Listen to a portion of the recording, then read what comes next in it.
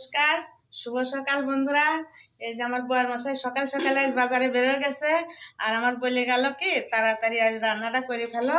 আমি হচ্ছে মাংস নিয়ে আসবো। তার সবজি, শুধু মাংস দিয়ে তা খাওয়া যায় না, তা বলে ওকে সবজিগুলো কেটে ফেলে দাও, আর একটা সবজি করব।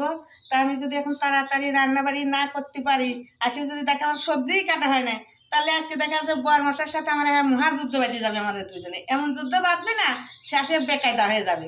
তার জন্য আমি ভাবছি একটু তাড়াতাড়ি রান্নাবাড়ি করতে যাচ্ছি, বা সবজিগুলো এখনই কাটিয়ে রেডি করে নেব। বন্ধুরা, এই যে আমি ভাতের উনুন ধরাইয়ে দিয়েছি। সময় তো একটু যদিও নিভে যাচ্ছে, পাতা তো শুধু পাতা দিয়ে জ্বালানো, তা নিভে দিছিল, আবার ধরাইয়ে দিছি। তা আমি এখন সবজিগুলো কাটবো, তার সবজিগুলো এবারে আনা নেই, তা আমি সবজিগুলো নিয়ে আসি। আলুটা এইভাবে কেটে নিই।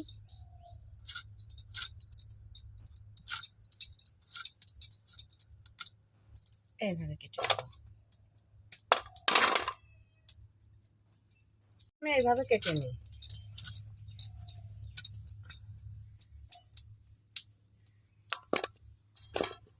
শুধু মাংস দিয়ে তো আর খাওয়া যায় না, এক তরকারি হয়ে যায়।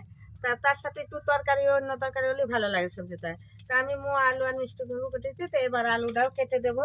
মানে আলু না দিলে কোনো তরকারিই মজবে না, আলু লাগবেই মাস্ট। যে আলু ছাড়া কোনো তরকারি হবে তা না, আলুটা লাগবেই। তাই আলুটা আমি এইভাবে ছুলে নিয়ে কেটে নেব। সবজি তরকারি খেতেও ভালো লাগে, নিরামিষের মধ্যেও খাওয়া যায়। মানে এই মিষ্টি কুমড়োর তরকারির ভিতরে যদি একটু চিংড়ি মাছ দেওয়া যায় আরও সুন্দর লাগে। কিন্তু তা আমি এই যে সবজি ঘন্টর তরকারি আলুটাকে কেটে নিয়ে তারপরে মাংসের আলুটা আমি কেটে নেব। তাকে সবজিটা কেটে নিই।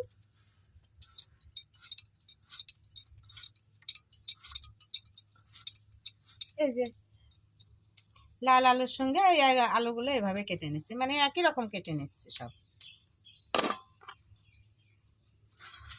দেখো বন্ধুরা, আমার ওদিকে ভাত হয়ে গেছে, আর একটা সবজি তরকারিও হয়ে গেছে, আর মাংসের সব কুটাকাটি কমপ্লিট করে ফেলা দিছি। এখনো বাজার নিয়ে আসে নাই, তা মনে করছি যে আজকে আর মশলাটা পাটাই করবো না, তাই মিক্সারটাও করে রেখে দিচ্ছি। এখনো সে বাড়িই আসলো না, তাহলে কত দেরি হয়ে যাবে। আজকে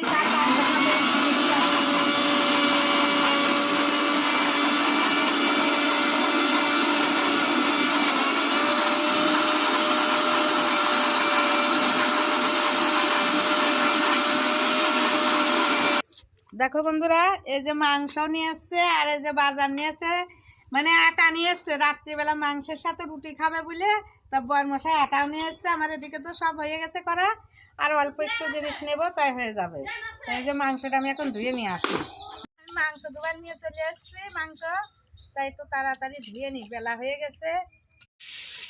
দেখো বন্ধুরা, পরির জাল তো এত ধুমু লাগছে আমার চোখে, রোদে দিলেও তাকানো যাচ্ছে না।